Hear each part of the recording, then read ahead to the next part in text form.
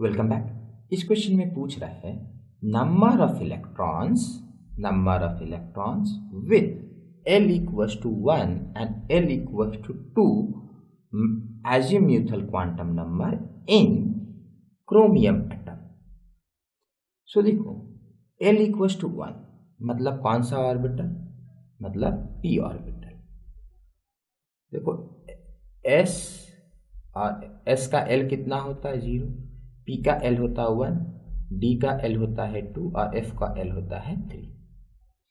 तो L equals to 1 मतलब p orbital, L equals to 2 मतलब कौन सा ऑर्बिटल, d ऑर्बिटल। ठीक है, तो क्वेश्चन पूछ क्या रहा है, क्वेश्चन पूछ रहा है इनडायरेक्टली कि number of electrons in p orbital and d orbital, ये आपको बताना है। सो देखो हम लोग क्या करेंगे, पहले इलेक्ट्रॉनिक कॉन्फ़िगरेशन ऑफ क्रोमियम लिखेंगे। तो क्रोमियम का एटॉमिक नंबर है 24। क्रोमियम का ध्यान रखेंगे एक्सेप्शनल कॉन्फ़िगरेशन होता है।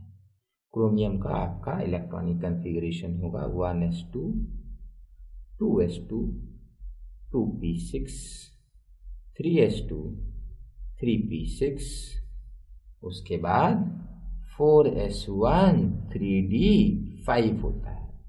याद रखना होता है क्रोमियम का एक्सेप्शनल कॉन्फ़िगरेशन होता है 4s1 3d5।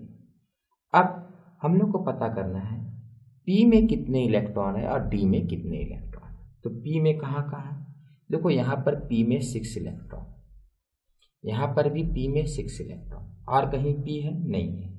तो हम लोग बोलेंगे p में that is L is equal to 1, कितने हैं 6 + 6 12 इलेक्ट्रॉन। अब d में मतलब L इक्वल टू 2, कहाँ है d में, यहाँ कोई d नहीं, यहाँ कोई d नहीं, d सिर्फ यहाँ, कितने हैं 5 इलेक्ट्रॉन। तो आंसर हो जाएगा यहाँ पर L इक्वल टू 1 वाले लोग 12 है 12 है, और d L इक्वल टू 2 वाले लोग 5 है।